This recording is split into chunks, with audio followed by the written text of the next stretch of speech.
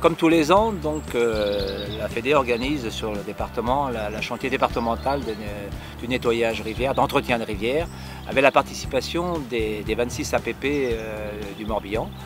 Et c'est une journée qui demande de l'organisation un peu auparavant. Jean-Claude Lequin, notre technicien de rivière, il passe quelques demi-journées, ne serait-ce que pour faire l'état des lieux auparavant. Ensuite, il faut passer, faire le marquage des arbres avant d'arriver à la fameuse journée d'aujourd'hui. L'entretien du SCORF, vu le nombre d'embacs qu'on a trouvé et d'arbres à abattre, était une nécessité. Et je crois que beaucoup de gens en ont pris conscience, même des élus en ont pris conscience à nouveau, parce que de la route, souvent on pense que c'est bien, mais quand on est sur le terrain, c'est autre chose.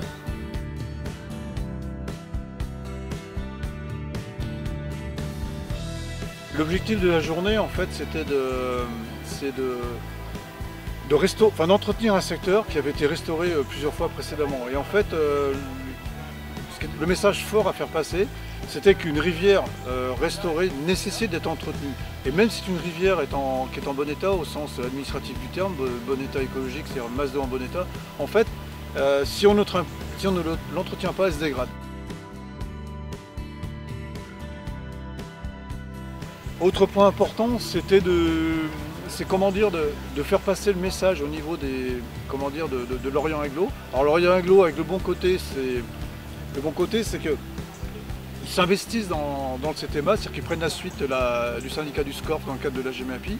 Par contre, c'est aussi de bien insister qu'en plus de toutes les actions sur le CTMA, la prise en charge de l'entretien de cours d'eau est quelque chose de suffisant. Certes, ils aident les associations de pêche, les APPMA de aussi bien Ploué que Guémené, et les autres associations d'Aidons Noirs, Mine la Rivière, mais c'est pas suffisant en fait. Il faudrait vraiment arriver à une prise en charge de l'entretien régulier.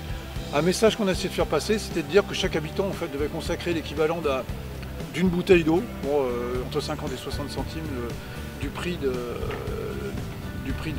bouteille d'eau achetée en grande surface, pour l'entretien des cours d'eau. Et c'est ce message-là qu'on essaie de faire passer.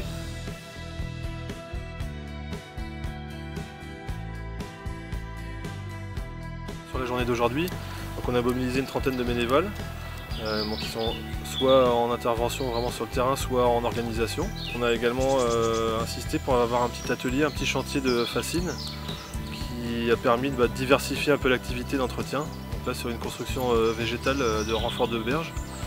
Et d'ailleurs on a vu que les élus avaient été assez sensibles en passant devant parce que ça les a interpellés de voir une construction un petit peu particulière sur la berge plutôt que de voir simplement de la tronçonneuse et puis des gros arbres arrachés à la rivière.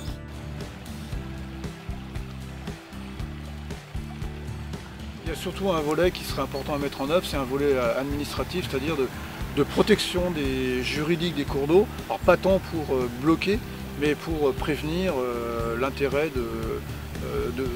prévenir les actions un peu intempestives, des coupards blancs notamment, de la part des riverains. C'est-à-dire qu'avant de faire, qu'ils demandent l'autorisation et qu'ils aient un guide de préconisation. C'est vraiment important parce que quand on sait qu'un arbre sur le bord du SCORF, le SCORF fait à peu près entre 15 et puis plus bas on est à 25-30 mètres, pour qu'un arbre soit efficace il faut 50 ans, quoi. Un arbre de Auger, un chêne, un frêne. On mesure bien qu'un coup de tronçonneuse qui va prendre 3 secondes, c'est catastrophique, c'est-à-dire le retour c'est 2 générations, presque 3 d'ailleurs. Donc on voit bien qu'à un moment donné, il y a tout ce volet-là qu'il va falloir continuer à travailler.